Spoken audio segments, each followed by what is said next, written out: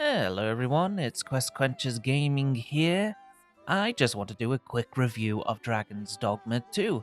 I personally thoroughly enjoyed it. I thought it was a fantastic game. Open world exploration was incredible. I spent 150 hours in this game, constantly redoing missions, collecting every piece of armor, and leveling it up, and it's honestly been a real fun time. I haven't felt this great about a game since like Baldur's Gate 3. um, and I've really enjoyed it. The combat in this game is so good. I really enjoy it. I think it's the best type of combat in any game, really. You can climb, you can just hammer away at him, at the big bad guys, and the small guys are like just as fun. You can pick them up and throw them into the river, or just totally demolish them with your upgraded gear. It's utterly a fantastic game. It's, you know, it's There's a lot of things like it's a bit of a mixed bag, but for me, the combat gameplay just like yeah, it doesn't really matter. So let's get firstly into the positives. The combat is amazing. The aesthetic and the armor and the environments are really pleasing to my eyes. Um, what else? The weaponry, the way it looks and stuff like that. It's and the pawn system is absolutely incredible. I love seeing all the the pawns that have been made by people. They're all incredible, and all the skills and powers you can use and stuff. And the vocations are just they feel so great. Each one of them. Um, and there's a lot here for different types of people. So if a person solely wants to be a mage or a sorcerer, they can be. If a person wants to be a warrior, they can be. And archer and thief, it's absolutely fantastic, so versatile. And every time I switched vocation, it felt like I was changing the entirety of the game in a way. Different strategies with different classes and stuff. It felt like, wow, this is incredibly refreshing for a game, and as well as the adventure alone, and the journey you take to get to certain places is just incredible. Of course, I like fast travel. I like getting straight to the action and stuff. But this like reminded you that the journey is part of the overall quest, and it was really fun. I enjoyed being like, okay, we're going a far place. We've got to prepare this. Have we got a port crystal opportunity in case we need to come back in case it goes really badly? Yes, we do, and all that stuff. Properly preparing for a journey, and it really, really worked for me. It's made me think a certain way and be prepared for like what will happen in the future of the gameplay and stuff. And uh, it was just really, really fun. Like I've had this fun in a game for a really long time. That's just like hack and slash and adventuring. It's it really makes me want um the Elder Scrolls 6 to have Dragon's Dogmas to combat uh, with Baldur's Gate's storyline, with a cool storyline and characters. It's just like, I really, really liked what I got here. But moving on to the negatives, the story is basically similar to Dragon's Dogma 1, but it's not as well executed. Like the Grigori dragon fight, I feel like before in Dragon's Dogma 1, it was well prepared. Like you had different sort of, oh, you've got to cross this falling bridge whilst Grigori fires, his dragon's breath at you and stuff like that. And it's like, run, run, run. And it's really built up that this is a dragon that is deadly, that is known for torching entire villages and stuff like that. And you're like, yeah, this makes perfect sense. This is the ultimate boss at the end of the day.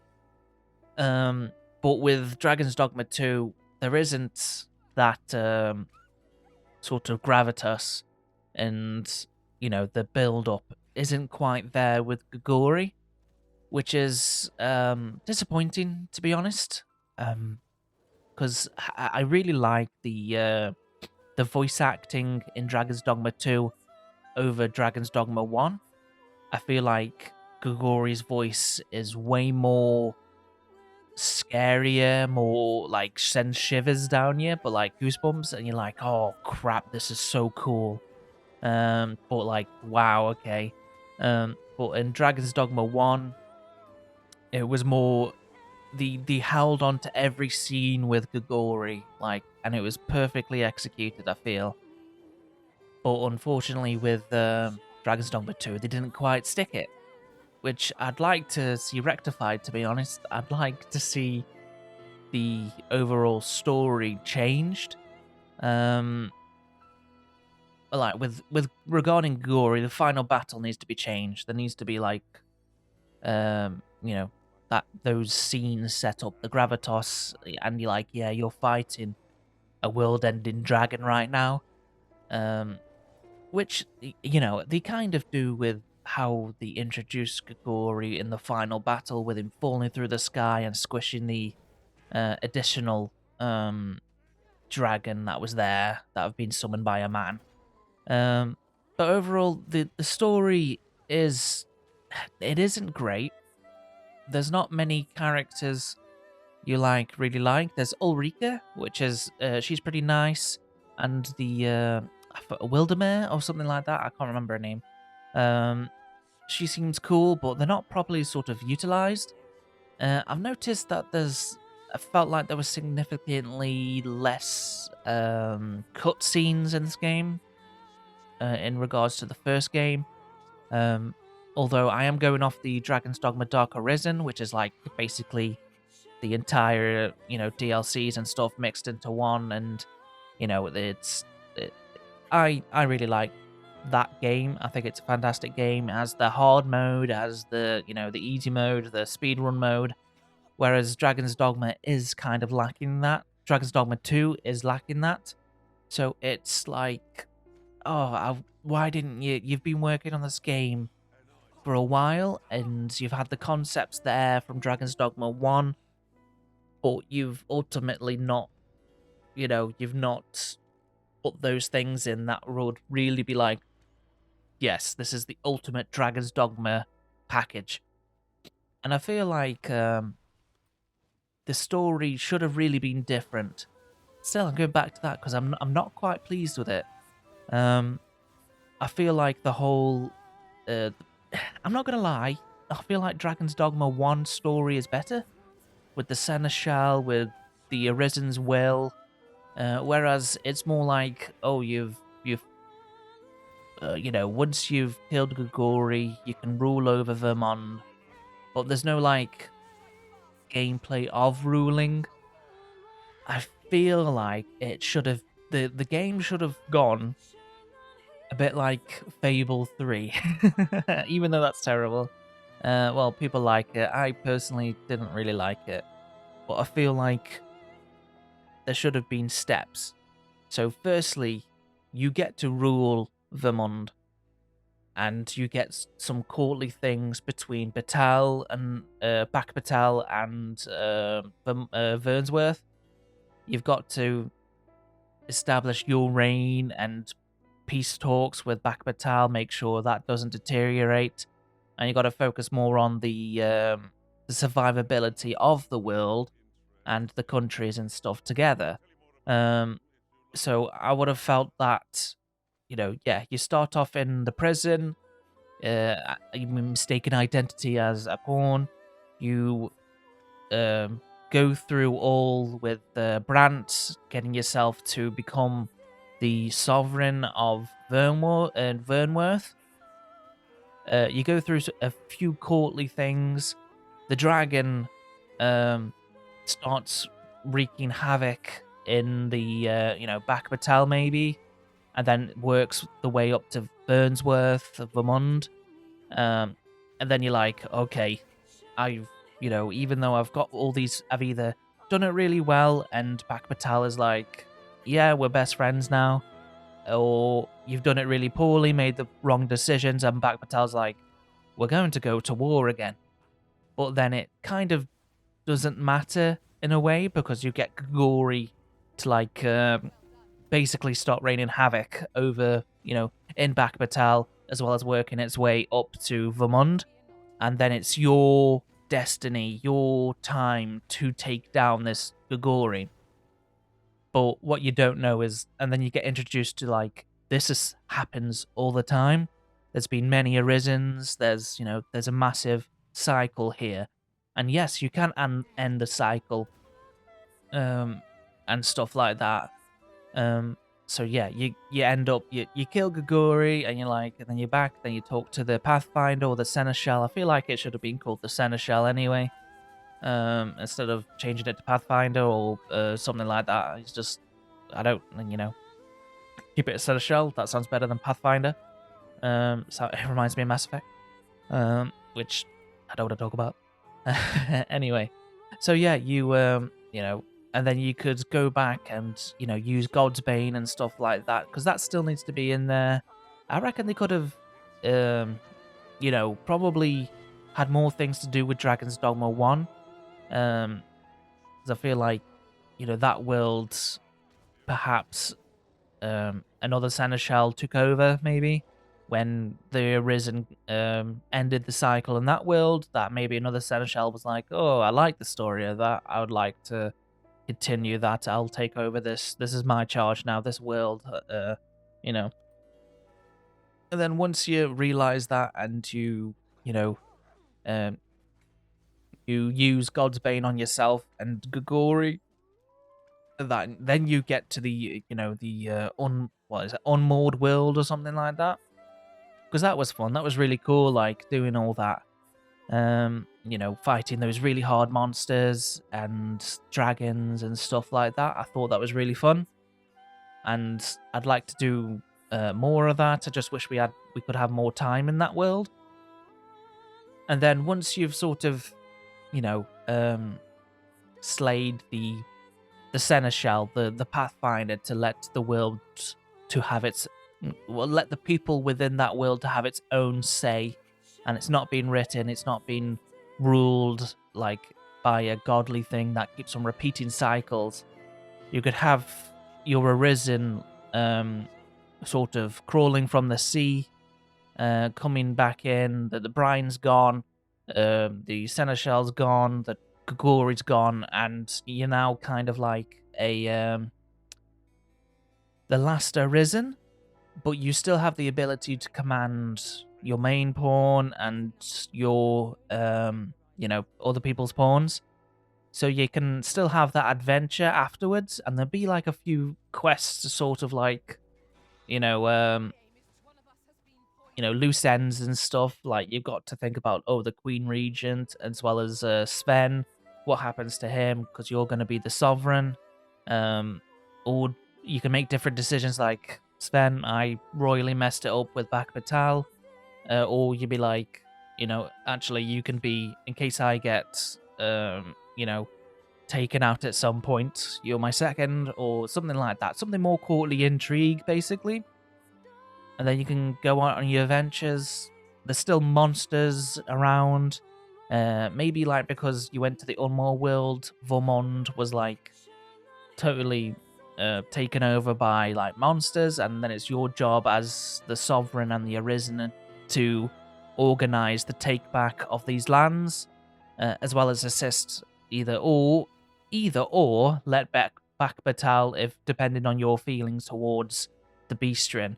You could let him get overrun by monsters, be taken out completely, and then you just go in and set up your own place in Batal. And then later on, they could have introduced sort of like new sections of the world that were like affected by the whole cycle.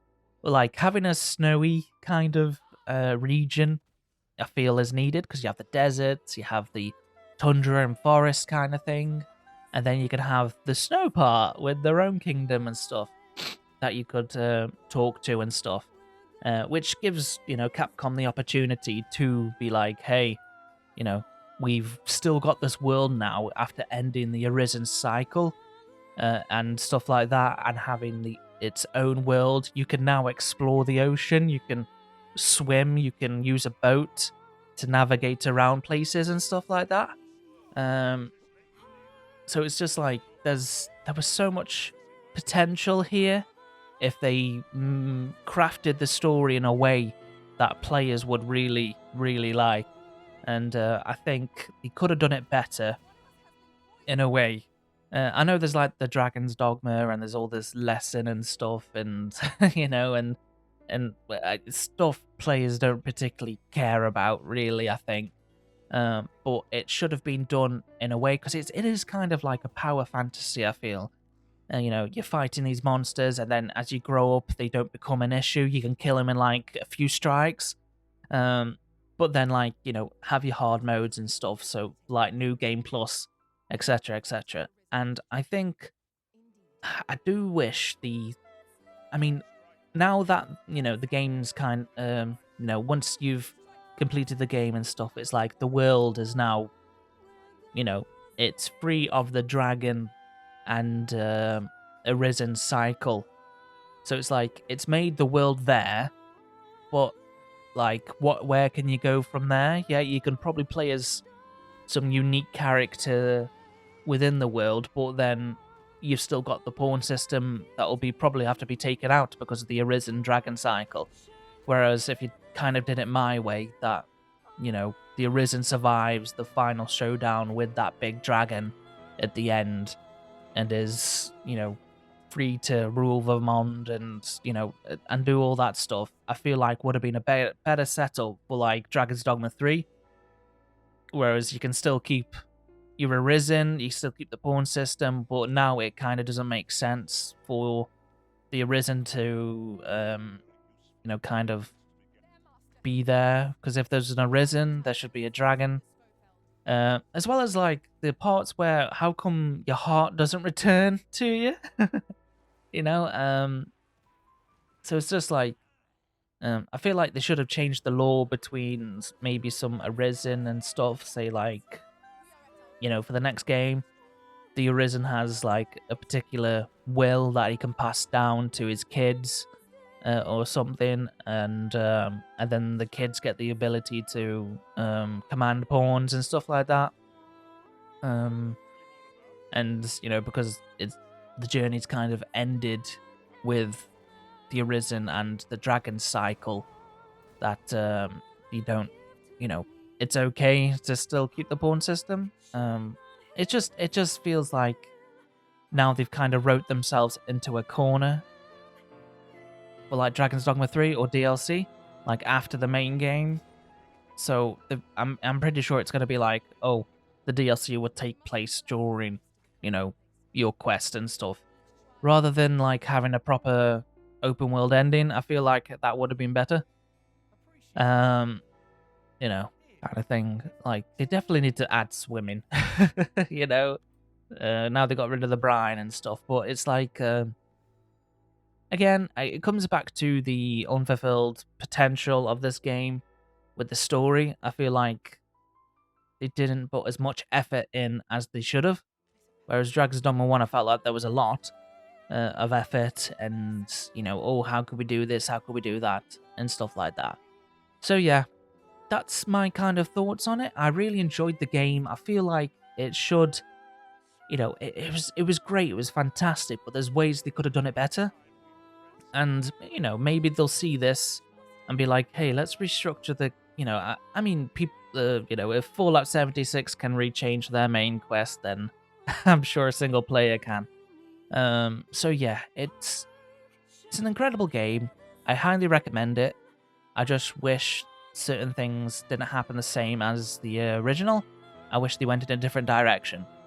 But yeah, that's my kind of thoughts on it. Please like and subscribe, and I'll see you in the next one. Take care of yourself.